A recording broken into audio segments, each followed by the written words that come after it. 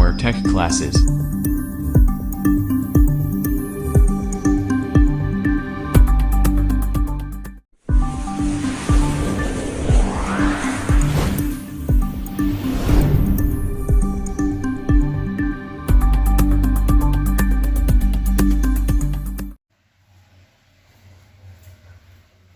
चलो बच्चों, अब उसके बाद सबसे इंपॉर्टेंट प्रोब के बारे में डिस्कस करेंगे। और वो सबसे इंपॉर्टेंट प्रोब कौन सी? तो डिटेक्टर प्रोब। कौन सी प्रोब होगी? एक डिटेक्टर प्रोब होती है, डिटेक्ट करने वाली। मतलब ये कि कौन से सिग्नल को सीआरओ में भेजना है और कौन से सिग्नलों को ब्लॉक करना है। ठीक है, तो ये सारी चीजों को डिटेक्ट करने वाली जो प्रोब है होगी उसको डिटेक्टर प्रोब कहा जाएगा। इसको और किस नाम से जाना जाता है? मेन है नाम से क्वेश्चन ज्यादा एग्जाम में पूछे जाते हैं कि बोले डिटेक्टर प्रोब को किस नाम से जाना जाता है। ठीक है, सोर्स फॉलोअर प्रोब को किस नाम से? सोर्स फॉलोअर प्रोब को मैंने आपको बताया था कि उच्च प्रतिबाधा प्रोब के नाम से जाना जाता है। ठीक है, निम्न धारिता प्रोब को किस नाम से? डायरेक्ट प्रोब को किस नाम? मतलब ये है कि कुल मिला के जो उसके अदर नाम जो दूसरे और किस नाम से जाना जाता है, ये सारी चीजें एग्जाम में पूछे जाते हैं। तो हम सोर्स फॉलोअर प्रोब की बात करेंगे, डिटेक्टर प्रोब की बात करेंगे तो इसको और किस नाम से जाना जाएगा? तो इसको बोलेंगे डीमॉड्यूलेशन।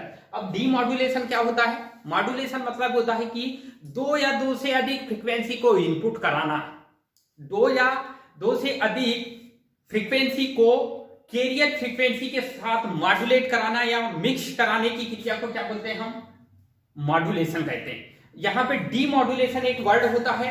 ठीक है, मतलब यह है कि जितने भी मॉड्यूलेटर मतलब कैरियर फ्रीक्वेंसी के साथ ऑडियो वीडियो या रेडियो के जो सिग्नल को क्या कर देते हैं? सुपर इंपोज किया जाता है। पहले तो मॉड्यूलेट करना मतलब सुपर इंपोज करना, मतलब उसमें मिलाना और उसको सीधा सेंड कर दिया जाता है। लेकिन यहाँ पे क्या हुआ? डीमॉड्यूलेट। जैसे ही वो सिग्नल टीवी या रेडियो में जैसे ही जाते हैं तो वहां पे पूरे सिग्नल अलग अलग हो जाते हैं। ठीक है, वो पहले मिक्स होके जाएंगे। ठीक है, मान लो ये कैरियर सिग्नल है और इस कैरियर सिग्नल में हम एक मान लो ये ऑडियो सिग्नल है, इसकी आवृत्ति सबसे कम है। एक रेडियो सिग्नल है, इसकी थोड़ी सी आवृत्ति ज्यादा कर दिया मैंने। ठीक है, और एक वीडियो सिग्नल है, इसकी आवृत्ति सबसे ज्यादा कर दिया, ये इस टाइप से ऐसा। तो ये तीनों प्रकार के जो सिग्नल हैं ये सीधा कहां जाएंगे? ये आगे ट्रांसफर होंगे। ठीक है, सेंड हो जाएंगे और सीधा रिसीवर के पास जाएंगे। कहां पे जाएंगे? टीवी रिसीवर के पास जाएंगे या रेडियो रिसीवर के पास जाएंगे। और ये सिग्नल को ये पूरे मिक्स वाले जो सिग्नल है, ठीक है, कैरियर सिग्नल उनको सीधा पहुंचा देता है, वहां पे उसका काम खत्म हो जाता है। अब ये तीनों सिग्नलों को अलग अलग, वीडियो अलग होना चाहिए, रेडियो सिग्नल अलग हो, ऑडियो सिग्नल अलग होना चाहिए। तो ये तीनों प्रकार के सिग्नलों को हम क्या कर देते हैं? अलग अलग करने की प्रोसेस को, तीनों प्रकार के मिक्स वाले जो सिग्नल हैं उनको फिल्टर करना। ठीक है, फिल्टर करेंगे वो। ठीक है, तो फिल्टर सर्किट लगाना पड़ेगा। तो ये तीनों प्रकार के जो सिग्नल हैं उनको अलग अलग कर देंगे, तो इसे क्या बोलेंगे? डीमॉड्यूलेटर कहेंगे। क्या बोलेंगे? मॉड्यूलेशन मतलब होता है सिग्नलों को मिलाना, डीमॉड्यूलेटर का मतलब होता है सिग्नलों को अलग करना। ठीक है, तो यहाँ पे दो प्रकार के वर्ड का यूज कर रहे थे। तो ये जो डिटेक्टर प्रोब जो होता है, ये डिटेक्टर प्रोब जो इसको किस नाम से जाना जाता है? तो डीमॉड्यूलेटर। क्या बोलेंगे हम? डीमॉड्यूलेटर प्रोब के नाम से भी, डीमॉड्यूलेटर प्रोब के नाम से भी जाना जाता है। ठीक है, कौन से प्रोब के नाम से जाना जाता है? डीमॉड्यूलेटर प्रोब के नाम से भी जाना जाता है। ठीक है, डीमॉड्यूलेशन मतलब होता है अलग अलग फ्रीक्वेंसी वाले सिग्नलों को अलग अलग करना। ठीक है, उसको बोलते हैं डीमॉड्यूलेटर। अब यहाँ पे एक रेडियो आवृत्ति फिल्टर सर्किट लगा हुआ रहता है। कौन सा फिल्टर सर्किट लगा हुआ रहता है? रेडियो आवृत्ति फिल्टर सर्किट। मतलब यह है कि इसको, और ये क्या करता है? निम्न आवृत्ति सिग्नल को इनपुट करता है। मतलब ये कि लो फ्रीक्वेंसी वाले जो सिग्नल हैं उनको यहाँ पे सीआरटी के पर्दे पर दिखाता है। और किस नाम से जाना जाएगा? तो लो फ्रीक्वेंसी प्रोब के नाम से भी जाना जाता है। ठीक है, क्योंकि ये लो फ्रीक्वेंसी में काम करता है। ठीक है, तो इसको लो फ्रीक्वेंसी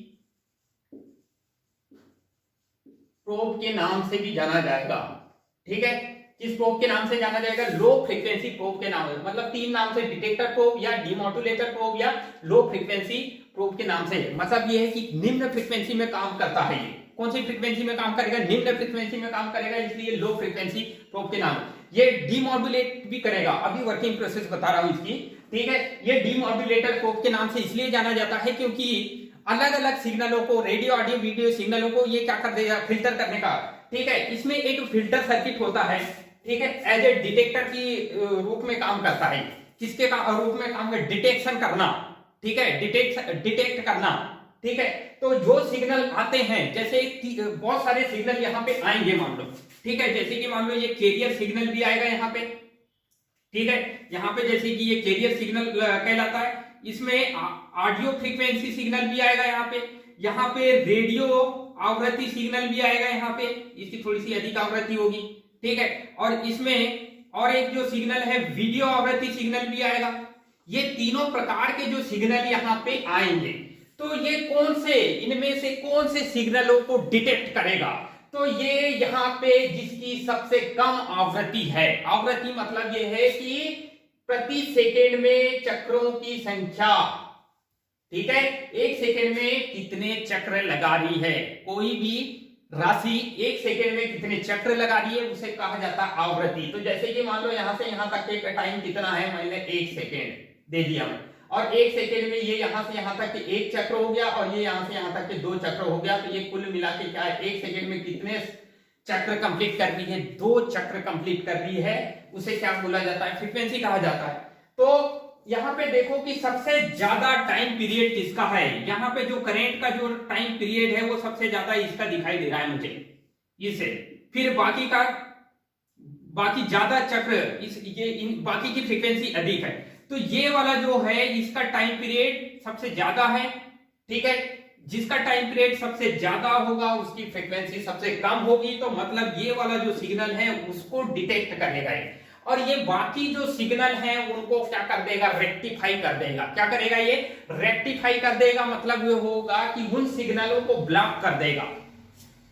कौन से सिग्नलों को ब्लॉक करेगा, उच्च आवृत्ति वाले सिग्नलों को ये क्या करता है, ब्लॉक करता है, और निम्न आवृत्ति वाले सिग्नलों को ये क्या करता है, पास करता है। इसलिए ये क्या होगा, एज ए फिल्टर सर्किट, ये काम कौन करेगा, तो ये फिल्टर सर्किट काम करेगा।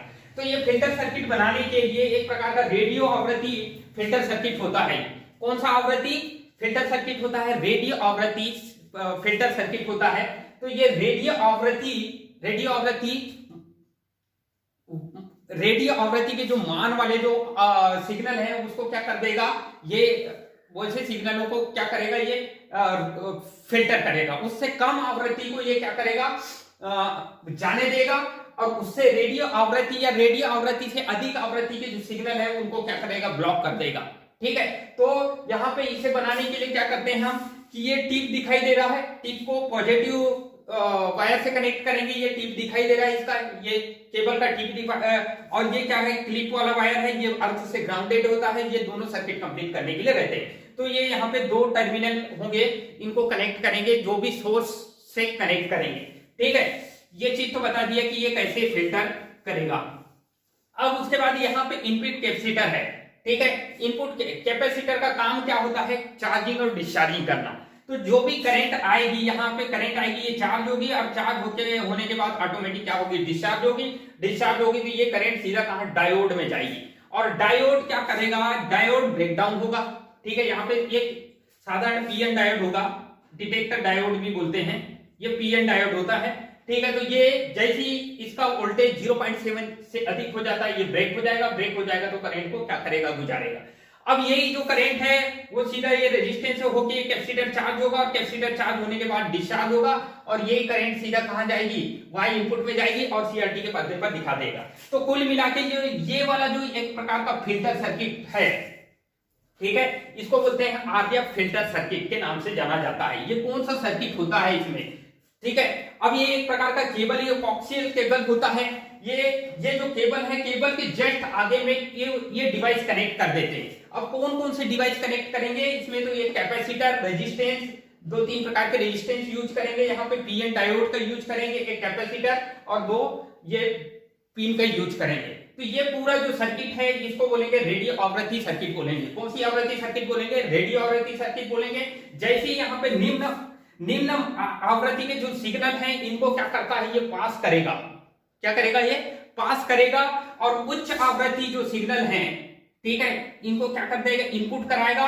और उच्च आवृत्ति के जो सिग्नल होंगे, उच्च आवृत्ति सिग्नल को ब्लॉक कर देगा। सिग्नल को क्या करेगा, ये ब्लॉक करेगा। ब्लॉक करेगा मतलब उनको जाने नहीं देगा। तो उच्च आवृत्ति के जो सिग्नल हैं यहाँ पे जैसे ही इनपुट होते हैं, ठीक है, तो उनको रोक लेता है। इसलिए तो ये फिल्टर सर्किट लगा हुआ है। फिल्टर का काम क्या होता है, हाई फ्रीक्वेंसी को रोकना, ठीक है। तो इसलिए लो फ्रीक्वेंसी प्रोब के नाम से इसलिए जाना जाता है क्योंकि ये लो फ्रीक्वेंसी को क्या करता है, पास करता है, और हाई फ्रीक्वेंसी को क्या करता है, ये ब्लॉक करता है, ठीक है। तो कुल मिलाके जो है ये डीमॉड्यूलेशन प्रोब के क्यों जाना जाता है, क्योंकि ये क्या होगा, लो फ्रीक्वेंसी, बहुत सारी फ्रीक्वेंसी के सिग्नल हैं, यहाँ पे इनपुट कराएंगे तो लो फ्रीक्वेंसी को जाना जाएगा और बाकी जो फ्रीक्वेंसी को क्या कर देगा, ब्लॉक कर देगा, रोक लेगा। एक निश्चित मान से अधिक वाली फ्रीक्वेंसी जो रहेगी, निम्न मान की जो फ्रीक्वेंसी से अधिक मान की फ्रीक्वेंसी रहेगी, तो अधिक मान वाली फ्रीक्वेंसी को ये क्या कर देगा, ब्लॉक कर देगा, और लो मान की फ्रीक्वेंसी को ये क्या करेगा, पास करेगा, ठीक है। तो ये पास कर वो फ्रीक्वेंसी को, उच्च मान की फ्रीक्वेंसी को ब्लॉक करने वाला जो सर्किट है वो रेडियो आवृत्ति फिल्टर सर्किट यूज किया जाएगा। फिल्टर का काम ही है, ठीक है, उच्च आवृत्ति को ब्लॉक कर देना, क्योंकि इसका नाम क्या है, लो आवृत्ति इनपुट। तो लो आवृत्ति के इनपुट सिग्नलों को ये क्या करेगा, आगे बढ़ाता है और सीआरटी के पर्दे पर देगा। अब ये डिटेक्टर, तो ये किसको डिटेक्ट करता है, तो निम्न आवृत्ति को डिटेक्ट करता है। कौन सी आवृत्ति को डिटेक्ट करेगा ये, ठीक है, लो आवृत्ति, लो फ्रीक्वेंसी को डिटेक्ट करने वाला होता है, ठीक है। इसलिए लो फ्रीक्वेंसी प्रोब के नाम से भी इसे जाना जाता है, या डिटेक्टर प्रोब के नाम से भी जाना जाता है, ठीक है। अब ये चीज मैंने आपको बताया है, और एक बार इसकी वर्किंग प्रोसेस समझ लो कि जब कोई इनपुट सिग्नल यहाँ पे आएगा, उच्च आवृत्ति, सभी प्रकार की आवृत्ति आएगी, तो ये यहाँ पे निम्न आवृत्ति, मतलब ये कैपेसिटर जो है, ठीक है, वो लो फ्रीक्वेंसी पे काम करने वाला कैपेसिटर होगा, हाई फ्रीक्वेंसी में काम नहीं करेगा।